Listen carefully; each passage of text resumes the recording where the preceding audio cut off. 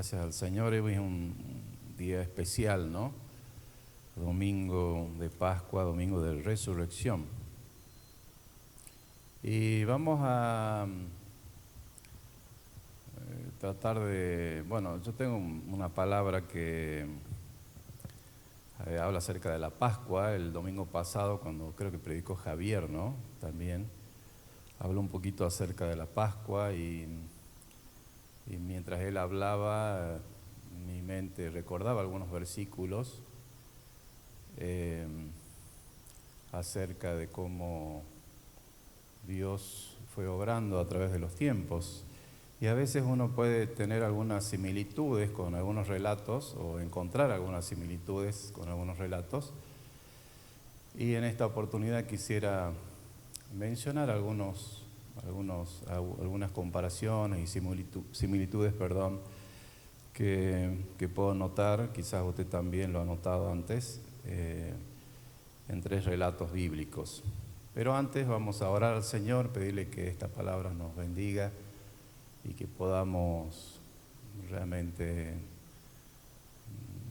escuchar la voz de Dios a través de esto que vamos a compartir juntos. Oremos. Señor, te damos gracias en esta mañana por tu palabra.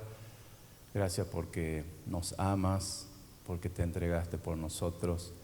Te pedimos que en esta mañana el Espíritu Santo que reina en tu iglesia habite en cada uno de los corazones y nos hable lo que cada uno necesita.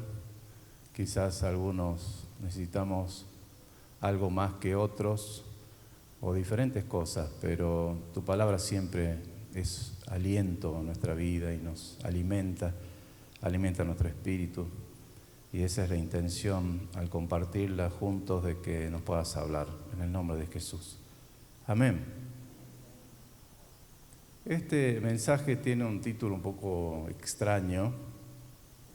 Dice así: la Pascua, una lucha aparentemente despareja. ¿Alguna vez escuché un mensaje con ese título? Yo no, la primera vez, y es algo que a mí mismo me parece un poco, al principio me pareció un poco raro, ¿no? Pero la Pascua se trata justamente de una gran batalla, una gran lucha. Y al principio uno podría decir, ¿qué lucha más despareja? ¿Por qué? Porque se inicia la Pascua allá en el tiempo de los israelitas, siendo esclavos realmente. Los hacían fabricar ladrillos en medio del rayo del sol en el desierto, con todo lo que eso significa, bajo un látigo. Y en ese entonces, en ese momento, se produce, ¿no?, esto que conocemos como la Pascua, y el pueblo judío, los israelitas, celebran hasta el día de hoy esa gran victoria. Digo una lucha despareja porque se trataba de los israelitas luchando que eran esclavos, luchando contra un gran imperio, como el imperio de Egipto, uno de los mayores de la historia, y en ese entonces el más grande. Los egipcios tenían soldados muy bien entrenados, tenían armas de las mejores de esa época, y los israelitas eran esclavos. No tenían posibilidad de tener armas, ni tenían entrenamiento militar. Y en esa situación Dios produce algo importante, que es se produce como una lucha, ¿no?, que ustedes conocen, donde Dios se interviene realmente. Y la lucha ¿contra qué? Y eso quiero referirme en esta mañana. La lucha contra un gran enemigo. Más allá que en esa historia o en ese relato está personificado a través de los egipcios, ¿cuál fue el gran enemigo del pueblo de Israel en ese entonces? Fue lo que ya mencioné, la esclavitud y la muerte. Si nosotros vemos la Pascua como una lucha y una liberación de un gran enemigo, que es la esclavitud, ellos no tenían otra opción, tenían que ser esclavos o morir. Si alguno de ellos intentaba escaparse de ese yugo de los egipcios, tenía que morir, era asesinado, matado, ¿no? O muerto en el desierto, no había escapatoria, no había opción. Y por eso digo que la Pascua nos recuerda la lucha contra un enemigo en común. Entonces quiero comparar ese enemigo también con una lucha despareja. Me acordaba el domingo pasado al escuchar la prédica de la lucha despareja que tuvo David con los filisteos. David, un jovencito, pastor de ovejas, sin entrenamiento militar, sin armas, luchando contra un ejército o el que representaba un gran ejército como el de los filisteos. El enemigo siempre trata de esclavizarnos de alguna manera, y si no puede esclavizarnos, bueno, la opción es la muerte. Entonces, en estos dos relatos que tienen distancia en los años, distancia en la cronología histórica, se repiten, ¿no? Algunos factores que parecen ser iguales o tienen similitud. Los israelitas otra vez luchando contra los filisteos, que los querían esclavizar, porque si ustedes recuerdan la historia de David y Goliat, Goliat decía, bueno, si yo los venzo al hombre que ustedes manden, ustedes van a ser nuestros esclavos. Y si no, prepárense para morir. Esa era la lucha, y una lucha muy despareja, porque Goliat se enfrenta con un pastorcito de ovejas. Y lo mismo sucede cuando hablamos de la Pascua en el sentido ya en la época del Señor Jesucristo. Vemos la lucha contra el mismo enemigo, el enemigo de la esclavitud. En ese entonces estaba el Imperio Romano, que esclavizó al pueblo judío de Israel. Y es Jesús, maestro de la ley, que nació humildemente en un pesebre, que no tenía entrenamiento militar, ni mucho menos armas, que predicaba la paz, que predicaba el amor, se tiene que enfrentar contra un imperio, el Imperio Romano. ¿Y cuál es el enemigo en esa lucha? Bueno, también la esclavitud. Pero no solamente la esclavitud física, sino una gran lucha de la esclavitud espiritual. Jesús vino para dar esa gran batalla que parecía muy despareja, en realidad era despareja. El Cordero de Dios, ¿no?, luchando contra todas las huestes de maldad, contra el gran imperio personificado en el Imperio Romano y también en los religiosos de la época.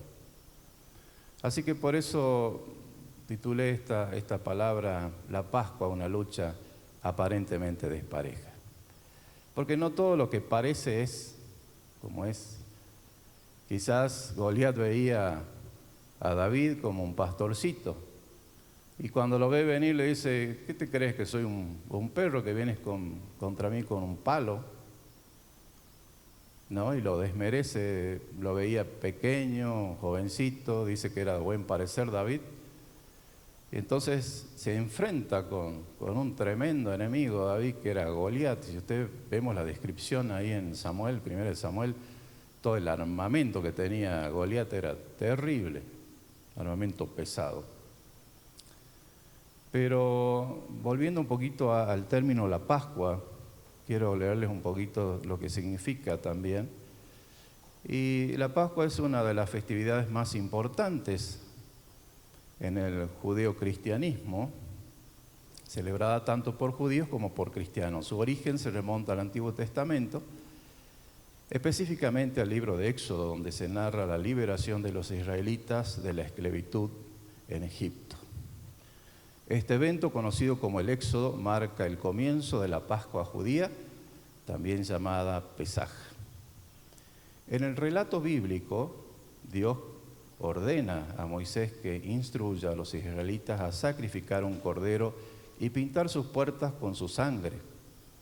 Esta señal protegería a sus hogares del ángel de la muerte, quien pasaría por Egipto matando a los primogénitos de cada familia egipcia. Eso está en Éxodo capítulo 12, verso 13. La Pascua judía conmemora este acto de liberación y la protección divina, celebrando la salida de Egipto y el inicio de la travesía hasta la tierra prometida. Para nosotros los cristianos la Pascua adquiere un significado adicional con la muerte y resurrección de Jesús. Jesús es el Cordero de Dios que fue sacrificado para redimir a la humanidad de sus pecados. Su crucifixión y resurrección que ocurrieron durante la celebración de la Pascua judía son el cumplimiento de las profecías del Antiguo Testamento y la culminación del plan de salvación. La Pascua cristiana no solo recuerda la liberación de los israelitas de la esclavitud física en Egipto, sino también la liberación espiritual de la humanidad a través del sacrificio de Jesús.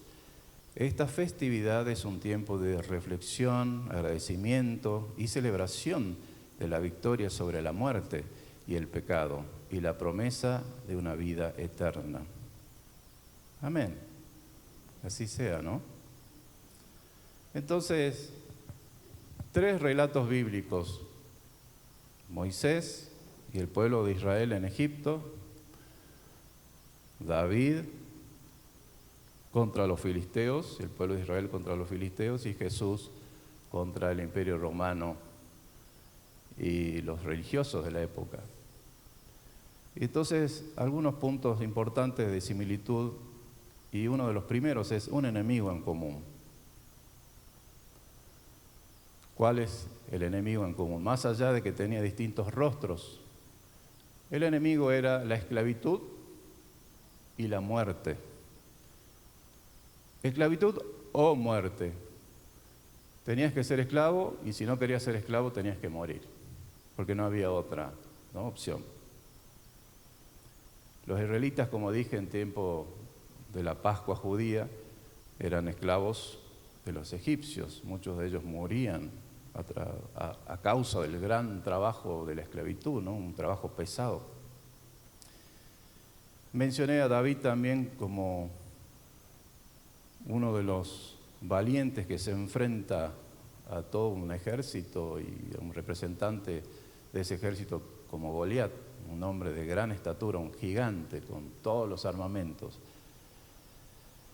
Y Jesús, que se enfrenta a un gran imperio, el Imperio Romano, y a los religiosos de la época, y a Satanás. El enemigo en común. Tenemos nosotros también un enemigo en común, como lo tuvo el pueblo de Israel, como lo tuvo David, como lo tuvo que enfrentar el Señor Jesús. Tenemos algún enemigo en común como estos que están acá, la esclavitud, la muerte, a Satanás.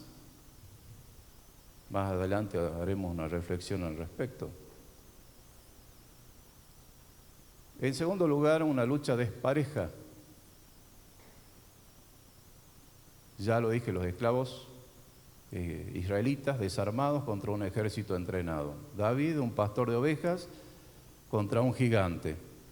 Jesús, el Maestro, el Cordero, manso y humilde, el Cordero de Dios que predica la paz y el amor, enfrentándose con un gran imperio, el Imperio Romano y los religiosos de la época.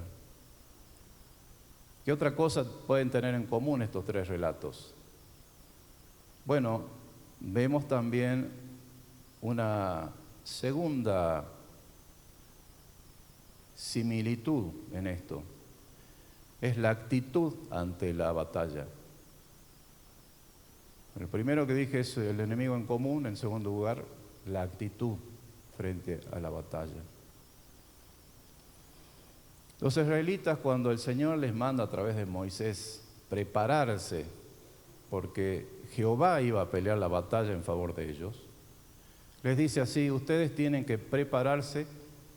Les manda a sacrificar un cordero, a cocinarlo la noche anterior y a estar preparados con su vestido, con su bastón y con su alforja, listos para salir. Y les dice: van a preparar panes y van a hacerlo en forma rápida, no le pongan levadura. Van a hacer los panes sin levadura porque no hay tiempo para que ustedes leuden la masa. Y de ahí los panes sin levadura que hasta el día de hoy se acostumbran en la Pascua de los judíos. Ellos comen el pan sin levadura, recordando aquella salida presurosa. El Señor les dice: no se detengan, no se aferren a las cosas que tienen en Egipto, sino que apúrense, alístense, estén preparados porque en el momento que yo les diga tienen que salir. Y sabía el Señor que debían apurarse porque después, miren lo que pasó, el faraón se arrepiente de liberar al pueblo de Israel y salió detrás de ellos a perseguirlos para matarlos, ¿no? Dios, como sabe todas las cosas, nos advierte a nosotros también que no nos apeguemos a las cosas, no nos aferremos a las cosas, sino que estemos preparados, listos para el momento que tengamos que partir. Que tengamos nosotros lo necesario, que no acumulemos tantas cosas para aferrarnos a ellas, sino que estemos dispuestos a entregarlas o a dejarlas en el momento que sea necesario. La misma actitud ante la batalla la tuvo David. David no quiso usar el gran armamento que Saúl le ofreció, ¿no? Que se ponga una coraza, escudo y una espada pesada. Él se sentía que estaba demasiado pesado. Se sacó esa armadura. No quiso tener peso para cargar, para llevar. Solamente él llevaba lo puesto, su ropita, habrá sido una ropa sencilla de pastor, su honda y sus 5 piedras. No quería ninguna armadura pesada, solo llevaba su ropa, una honda y 5 piedras. Eso está en 1 Samuel, capítulo 17, verso 40. No lo vamos a leer porque si no va a ser muy larga la predica. Pero un pedacito del 40 dice 1 Samuel: y tomó su cayado en su mano y escogió 5 piedras lisas del arroyo y las puso en el saco pastoril, en el zurrón que traía, y tomó su honda en su mano y se fue hacia el filisteo. Eso nomás. Nos habla acerca de una actitud frente al enemigo, una actitud frente a la batalla. Vaya lo más liviano posible. No lleve un montón no confíe en sus propias armas. No lleve carga pesada. Vaya lo más ligero posible. Y entonces, lo mismo con Jesús. Jesús al enfrentarse al gran plan de Dios que tenía al descender, ¿no es cierto?, a la tierra para ser el Mesías, para luchar contra la esclavitud y contra la muerte, dice la Escritura que Jesús se despojó a sí mismo. Él, siendo Dios, se despojó, se liberó de todas sus riquezas, de todas sus armas también, porque sé que en el ejército también en el cielo también el ejército de Dios tiene armas, ¿no? La Biblia nos habla de que los ángeles tenían una espada. Es decir, que también tenían armas, pero Jesús no trajo todo su ejército, todas sus armas, toda su potestad, su poderío y su gloria desde los cielos, sino que se despojó de todo eso y nació en un pesebre, humilde, sin nada. Y también se fue al cielo sin ninguna posesión. Jesús, dice, se despojó de todo lo que tenía. El Cordero de Dios, que quita el pecado del mundo. Dice Filipenses 2, 6, 8, Cristo, el cual siendo en forma de Dios, no estimó el ser igual a Dios como cosa a que aferrarse. Filipenses 2, capítulo 6 al 8. Sino que se despojó a sí mismo, tomando forma de siervo, hecho semejante a los hombres, y estando en la condición de hombre, se humilló a sí mismo, haciéndose obediente hasta la muerte y muerte de cruz. Qué hermoso ejemplo de actitud frente a la batalla, y no cualquier batalla, no cualquier enemigo, el enemigo de la esclavitud, el enemigo del pecado, el enemigo de la muerte. Puede tener diferentes caras, pero es el mismo enemigo, hoy en día también. Ahora, tercera similitud, las armas de la batalla. En estos tres relatos, las principales armas, tanto del pueblo de Israel, como de David, como en el relato de Jesús, es su fe y su confianza en Dios. Dicen en la Escritura que Israel no debía confiar ni poner su confianza en los carros, ni en los caballos, ni en las armas como tenían los egipcios, sino que el Señor pelearía por ellos. Ellos quizás se sentían indefensos, como quizás muchos de nosotros a veces nos sentimos indefensos ante un adversario o ante una batalla que uno nos dice, yo no sé si la puedo ganar esa batalla, pero su confianza no estaba en sus armas terrenales ni materiales, sino en su confianza en Dios. En los tres relatos, la sangre como arma que derrota al enemigo tiene una gran importancia. Los hebreos pintaron sus puertas con la sangre del Cordero Pascual para que el ángel de la muerte pasara y no le hiciese daño. Las armas, entonces, de nuestra fe. Nuestra fe. En el caso de los cristianos, ustedes conocen, dice que nuestras almas no son carnales, sino espirituales. Y entonces dice, nos vistámonos de toda armadura. ¿Cuántos recuerdan ese versículo, no? La espada, el yelmo, la coraza, calzados con el apresto del Evangelio. Es decir, las armas que se mencionan en estos tres relatos no tienen que ver con las armas que tenía el enemigo.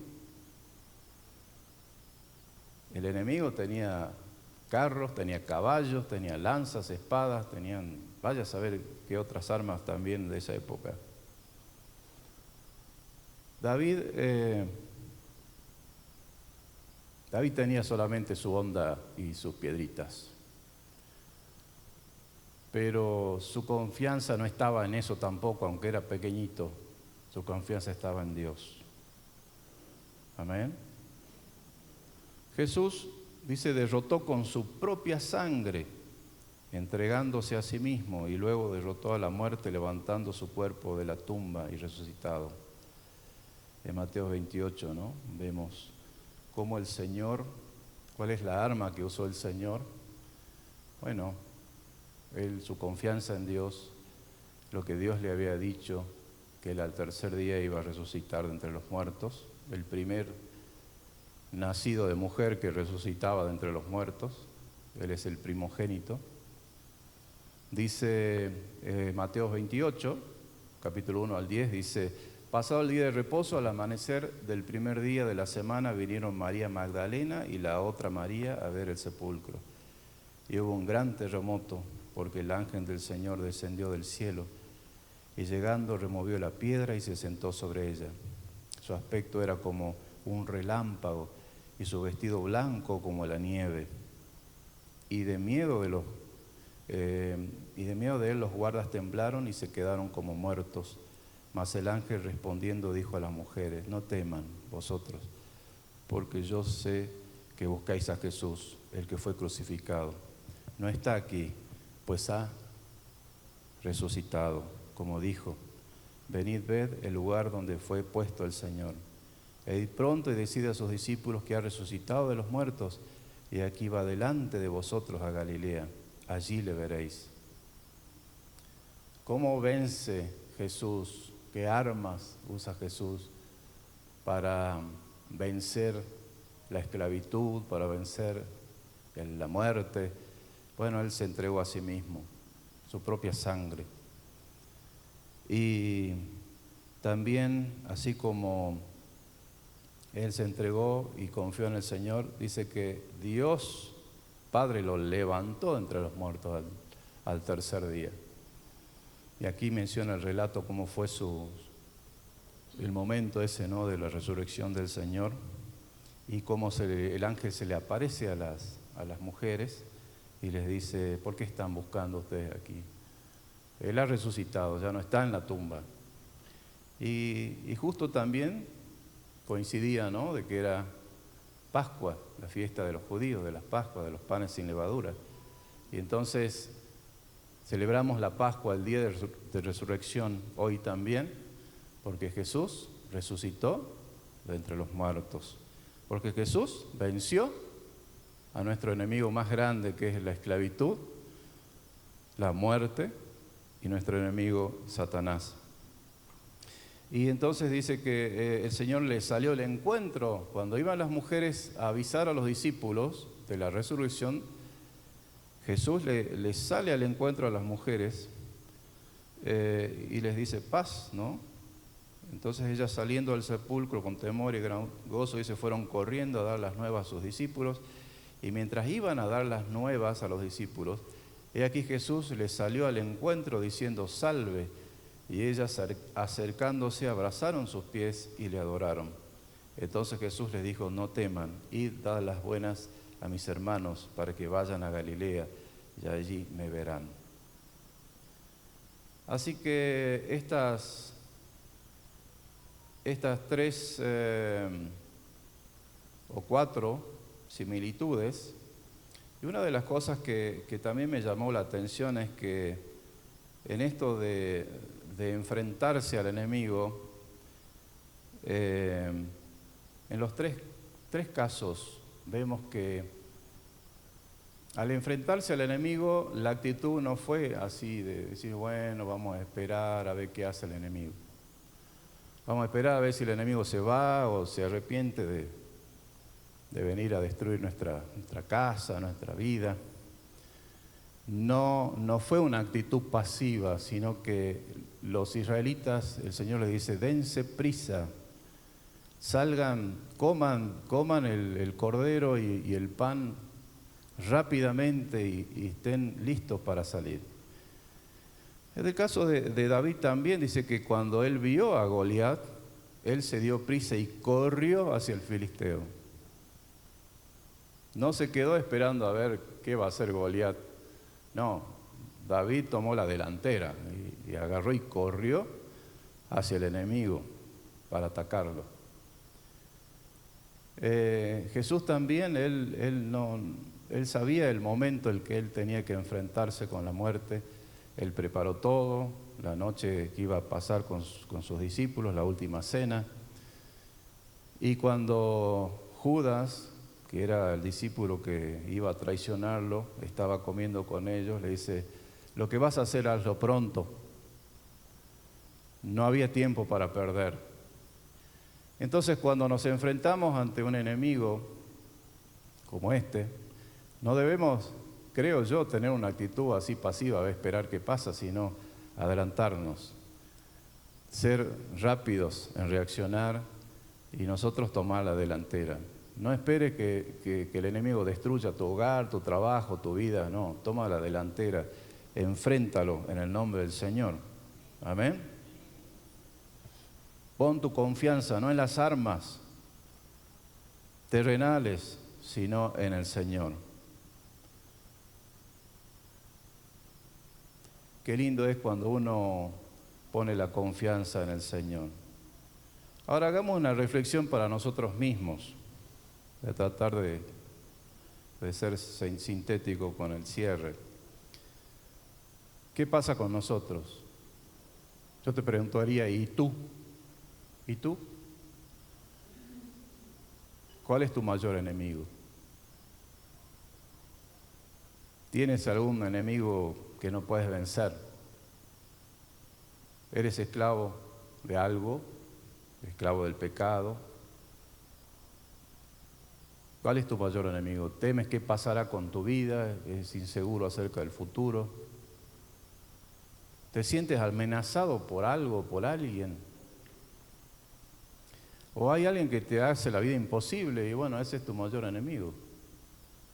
O quizás una dolencia, una enfermedad. ¿Cuál es tu mayor enemigo? ¿Te pusiste a pensar en eso alguna vez? ¿Cuál es mi mayor enemigo? Quizás algún vicio que no puedes dejar. ¿Piensas que la lucha es despareja? Como en el caso que vimos, en los 3 casos. Bueno, yo soy débil, yo no puedo, ¿no? Este enemigo es demasiado grande, demasiado fuerte, yo no sé si lo voy a poder vencer. Tengo muchas deudas y no sé si voy a poder pagarlas, es como demasiado grande, ¿no? La deuda y no tengo cómo pagarla, o no tengo cómo curar la enfermedad de alguien de la familia, no sé cómo enfrentar esto y no sé si me parece que estoy peleando una lucha despareja. Entonces te pregunto, ¿y dónde está tu confianza? ¿Dónde está tu fe y tu confianza? ¿En tu fuerza, en tu capacidad, en tus recursos o en qué? Para que reflexionemos. Quiero leerles un relato acá de lo que David le dijo al filisteo. David, un pequeñín contra un gigante entrenado en batalla. Dice, David le dijo al filisteo, tú vienes a mí con espada y lanza y jabalina, mas yo vengo a ti en el nombre de Jehová de los ejércitos, el Dios de los escuadrones de Israel, a quien tú has provocado. ¿Qué tal la confianza, ¿no?, de David? Bueno, hay que estar ahí, ¿no?, frente al gigante y todos mirando el ejército de los filisteos de un lado y de los israelitas del lado de atrás. Qué hermosa enseñanza de confianza en Dios. ¿Podemos tener nosotros esa misma confianza?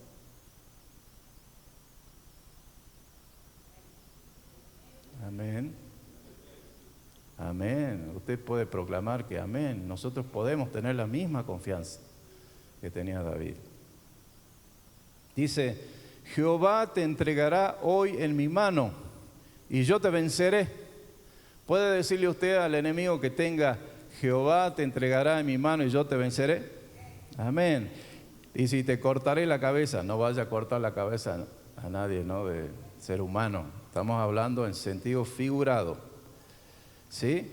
Poder cortarle la cabeza a ese problema, a ese vicio que tiene o a ese problema de deuda, o en fe, derrótelo en el nombre de Jesús. Te cortaré, dice, la cabeza y daré hoy los cuerpos de los filisteos a las aves del cielo y a las bestias de la tierra. Y toda la tierra sabrá que hay Dios en Israel. Y sabrá toda la congregación que Jehová nos salva con espada. ¿Oyó bien eso? Jehová nos salva con espada y lanza, porque de Jehová es la batalla y Él os entregará en nuestras manos. ¿De quién es la batalla que usted está peleando? Del Señor. ¿Quién es el que pelea por usted? Jehová, nuestro Señor Jesús, porque Él ya venció. ¿Usted sabía eso? Que Jesús venció a la esclavitud del pecado. Jesús venció a la muerte misma en la cruz del Calvario cuando Él resucita al tercer día. Así que esa lucha aparentemente despareja, bueno, es despareja para el enemigo porque él está vencido. No sienta lástima de usted mismo porque se siente pobrecito ante el enemigo, no. Tenemos quien pelea por nosotros. ¿Cuáles son las armas que usted tiene para luchar contra el enemigo? Dice acá lo que les mencionaba en 2 Corintios 10, 4, 6, porque las armas, no sé si lo quieren poner, si alcanzan, 2 Corintios capítulo 10, 4 al 6, porque las armas de nuestra milicia no son carnales. ¿Oyó bien? No son carnales. Las armas de nuestra milicia no son carnales. Las armas no es ir y decirle de todo al vecino, insultarlo como la gente que no conoce a Dios o hacerle algún daño físico. nuestras almas no son carnales, sino poderosas en Dios para la destrucción de fortalezas, dice la palabra, derribando argumentos y toda altivez que se levanta en contra del conocimiento de Dios y llevando cautivo todo pensamiento a la obediencia de Cristo o a Cristo. Quiere decir que para que su arma espiritual funcione, usted y yo tenemos que ser obedientes al Señor Jesús y a su palabra. El Señor no puede obrar si nosotros vivimos en desobediencia, si nosotros vivimos como se nos parece, mejor nos parece, si no obedecemos la palabra del Señor. Pero si usted es obediente, dice que Dios pelea la batalla por nosotros. Amén. Nuestro pensamiento, porque a veces pensamos que solamente los actos, uno peca con los actos, pero no. También pecamos muchas veces con nuestros pensamientos. Y nuestros pensamientos deben estar cautivos. Nuestros pensamientos deben estar sujetos a la palabra. Cuando viene algún pensamiento a su mente que no es bueno, y a veces uno sin darse cuenta, ¿no?, está pensando algo. ¿Qué estoy pensando? Eso no es de Dios, no agrada al Señor. Así que fuera de aquí, ¿no? Usted tiene la autoridad y su propia voluntad y autoridad para decirle que se vaya. Porque no es de Dios, porque no es bueno. Y entonces dice, llevando cautivo todo pensamiento a la obediencia a Cristo y estando prontos para castigar toda desobediencia, cuando vuestra obediencia sea perfecta. Yo puedo decirle al hermano, hermano, no hagas eso, y corregirlo, pero si yo soy obediente también a lo que la palabra de Dios dice. Porque si yo no hago lo que la palabra de Dios dice, tampoco puedo ir a corregir a otro. Tengo que ser ejemplo. ¿Cuál es tu actitud frente a la batalla? Bueno, la palabra dice que debemos ser presurosos, no debemos dormir. Nos dice la palabra, velad y orad, estén orando y velando para que no entren en tentación. No se duerman ni se desmoronen, estén preparados, dense prisa, no lleven cargas pesadas, cargas que les agobian, confíen en Dios. Los israelitas debían estar preparados, vestidos, listos para salir. David se apresuró y corrió hacia el gigante, ¿no? Y eso está en 1 Samuel 17, 48, yo lo anoté acá porque me pareció interesante esa actitud de apurarse y ganarle de mano, ¿no?, al enemigo. Y dice, y aconteció que cuando el filisteo se levantó y echó a andar para ir al encuentro de David, ¿qué pasó? Dice, David se dio prisa, David se apuró y corrió a la línea de batalla contra el filisteo. En otras palabras, le ganó de mano. Y metiendo David su mano en la bolsa, tomó de allí una piedra y la tiró con la honda e hirió al filisteo en la frente, y la piedra quedó clavada en la frente y cayó sobre su rostro en tierra. Qué tremendo, ¿no? Pero ¿qué hubiese pasado si David estaba con miedo y dice, bueno, voy a esperar a ver qué hace este gigante, ¿no?, a ver si se me tira algo? Tenemos que entender que nuestra confianza está en el Señor. ¿Cuál es nuestra actitud? Dice Proverbios 21, 31, ya termino enseguida. El caballo se alista para el día de la batalla, mas Jehová es el que da victoria. Amén. Deuteronomio 3, 22 dice, no los temáis porque Jehová vuestro Dios es el que pelea por vosotros. Amén. ¿Le está infundiendo fe estos pasajes bíblicos? Amén.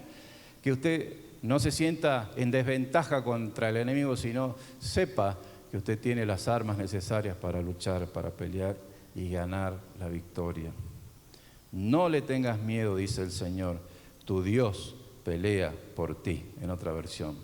Él pelea por ti. Amén. Amén. Dios les bendiga. Oremos. Póngase de pie.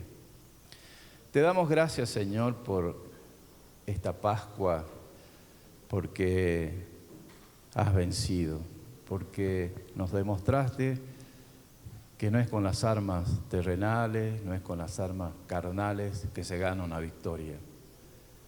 Tú como manso cordero peleaste contra un gran imperio, contra los religiosos que estaban en tu contra, que querían matarte, pero así, con esa mansedumbre, con ese amor, aún así, que son las mayores armas del universo, y la mayor fuerza del universo es el amor.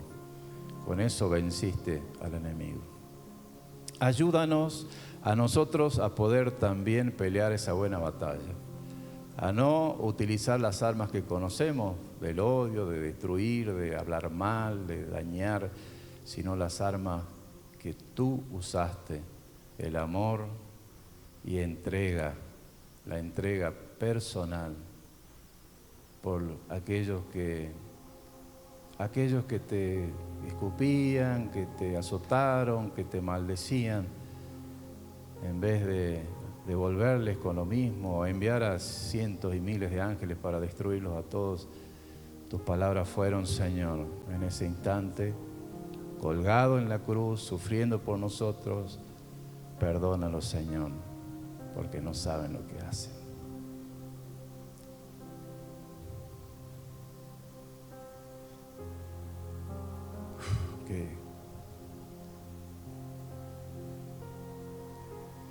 Qué ejemplo más grande que nos deja, Señor.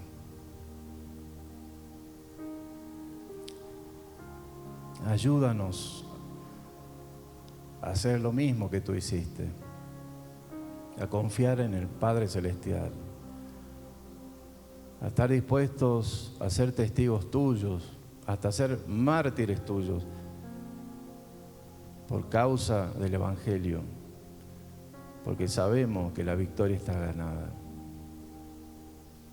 Aunque nuestro cuerpo se deshaga en esta tierra, en este mundo, que un día enfrentaremos la muerte, sabemos que tú venciste esa muerte, que es el postrer enemigo que será vencido totalmente un día. Pero tú ya lo venciste en la cruz. Venciste la muerte, venciste el odio, venciste la división, venciste la esclavitud, venciste todos los enemigos más grandes del ser humano. Tú los venciste en la cruz y eso lo recordamos hoy. Gracias por vencer por nosotros. Gracias por enseñarnos la forma de luchar y la actitud ante la batalla. Que no esperemos sentados que venga el enemigo, sino que salgamos al encuentro. Que defendamos nuestra familia, nuestros hijos, que le prediquemos la palabra al que no la ha escuchado, que salgamos, que nos apresuremos, porque el día se acerca.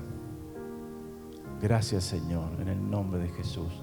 Amén y amén.